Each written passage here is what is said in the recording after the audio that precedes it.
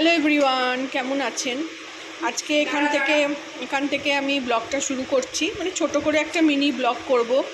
যেহেতু আজকে আমার মেয়ে রান্না করছে, সেই জন্য সেটা একটু ব্লগ করে রাখছি, মানে ব্লগ করছি আর আপনাদের সঙ্গে শেয়ার করছি। এদিকে পাস্তা সেদ্ধ হচ্ছে, পাস্তাটা বানাবে ও আজকে। এদিকে এই যে আলু কাটছে, আলু ক্যাপসিকাম কাঁচা লঙ্কা দিয়ে হবে।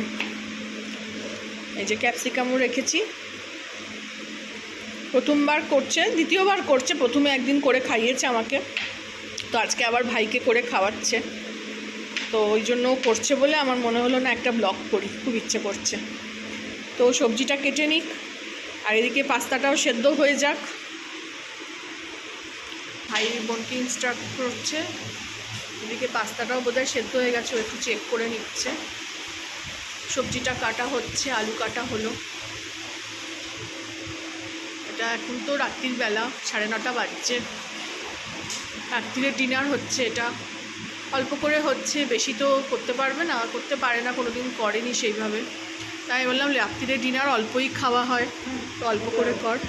এদিকে কুলার চলছে, প্রচণ্ড গরম, কুলার না চালালে থাকা যাচ্ছে না। এই যে আলু কাটা হয়ে গেল, ছোটো ছোটো টুকরো করে আলু কেটেছে, ও ভালোই কেটেছে, খুব সুন্দর হয়েছে। এদিকে তেল গরম হচ্ছে, তিনজনে মিলে আমরা একসঙ্গে পাস্তা বানাচ্ছি, মানে ও বানাচ্ছে, আমরা ওর সঙ্গে সঙ্গে রয়েছি। আস্তে করে, আরো নিচে, আরেকটু নিচে যা, আরেকটু নিচে যা, আরো নিচে যা, নিচে যা, কিছু হবে না। হবে হবে হবে হবে, ভয় পাচ্ছে, দেখুন কিরকম। এই তো হাতে লাগছে। হ্যাঁ ওটাই, হ্যাঁ।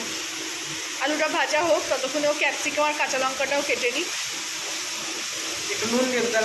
এটাকে নুন দে আর ঢাকা দিয়ে দে। তো এরকম গ্রিপি পাই না। এই যে ক্যাপসিকাম কাটছো, যথেষ্টই আছে রে। নিচেটা কাট।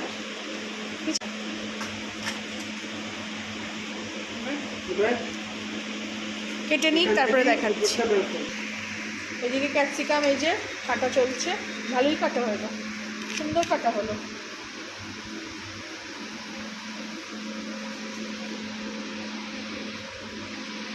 এই যে আলু ভাজা হয়ে গেছে, এবারে ক্যাপসিকাম আর এই কাঁচা লঙ্কা আর টমেটো এখানে কেটে নিয়েছে।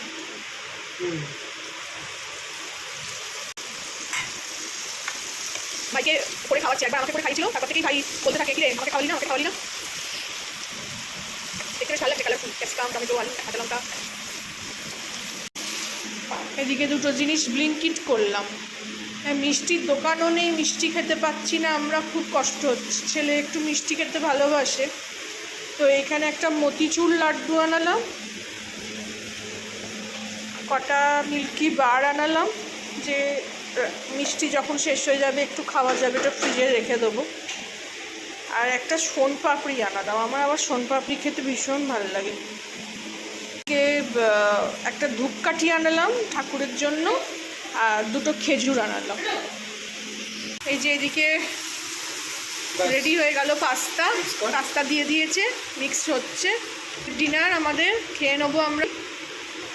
শেয়ার করলাম আপনাদের সঙ্গে, আমার মেয়ে রান্না করছে। ভালো লাগলে আমার চ্যানেলটাকে লাইক, শেয়ার অ্যান্ড সাবস্ক্রাইব করে দেবেন। Thank you for watching.